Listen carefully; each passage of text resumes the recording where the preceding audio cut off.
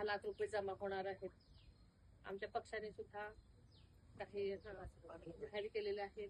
त्याची मदत होणार आहे. तिच्या भावंडांना म्हणजे शिकवायची पण जबाबदारी घेतलेली आहे. आणि सगळ्यात महत्वाचं म्हणजे तुमच्या सगळ्यांची जी भावना आहे की जास्तीत जास्त फास्ट ट्रॅक वरती शिक्षा झाली पाहिजे, त्याचे तसेच आदेश मुख्यमंत्री साहेबांनी केलेले आहेत. तसं पोलीस प्रशासन कारवाई करते. त्याच्यामुळे तुम्ही काळजी करू नका. मी एक पालकमंत्री म्हणून तुमच्या पाठीशी कायम खंबीर उभी आहे. त्याच्यामुळे तुम्ही अजिबात काळजी करू नका. मी इथे जरी आले नसेल, काही जण म्हणाले की दादा असते तर लगेच आले असते, पण मी काही जरी इथे आले नसेल तर मी लगेच कारवाई करायला सांगितलं होतं, आदेश दिले होते. तशी कारवाई तात्काळ झालेली आहे.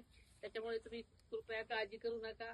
ही अशा घटना वारंवार होणं अतिशय दुर्दैवी आहे. पण आपण या सगळ्या घटना घडलेल्या असताना सगळ्यांनी सावधतेनं आणि आपणही सगळ्या अशा गोष्टींवरती आळा घालण्यासाठी तळागाळातून सहकार्य केलं पाहिजे, दक्षता बाळगली पाहिजे असं मला वाटतं. त्याच्यामुळे तुम्ही तुमच्या पाठीशी सगळ्यांच्याच मी सदैव आहे.